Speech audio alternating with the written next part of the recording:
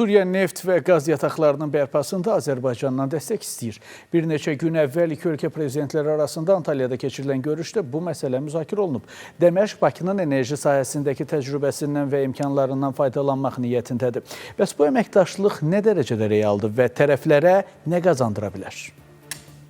İllərdir davam edən müharibə Suriyanın enerji infrastrukturunu demək olar ki, tamamilə iflic vəziyyətə salıb. Xüsusilə şimal-qərb bölgəsindəki neft və qaz yataqları istifadəsiz qalıb. İndi isə rəsmi Dəməşq bu sahənin bərpası üçün yeni tərəfdaşlar axtarır. Maraqlı məqam bu tərəfdaşlardan biri kimi Azərbaycan nəzərdə tutulur. Antalyada keçirilən diplomatiya forumunda prezidentlər səviyyəsində aparılan müzakirələr də məhz bu ehtimalı gündəmə gətirib. Azərbaycanın bu prosesə cəlb olunması təkcə enerji sektorunun bərpası deyil, həm də regionda iqtisadi əməkdaşlığa töhfə verə bilər. Əgər tərəflər arasında uyğun şərait formalaşarsa, bu əməkdaşlıq Azərbaycanla yanaşı Suriya üçün də yeni imkanların başlanğıcı ola bilər. SOCAR-ın bu proseslərdə iştirakı Suriyaya çox şey qazandıra bilər.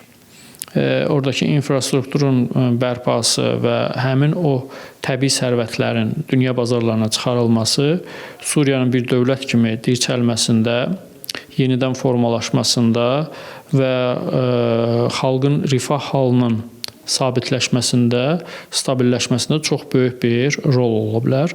Odur ki, əgər əməkdaşlıq baş tutarsa, bu həm Azərbaycanın, həm də Suriyanın maraqlarına xidmət edən bir addım ola bilər. Fidan Səfər, Nadir Cəlilov, Space xəbər.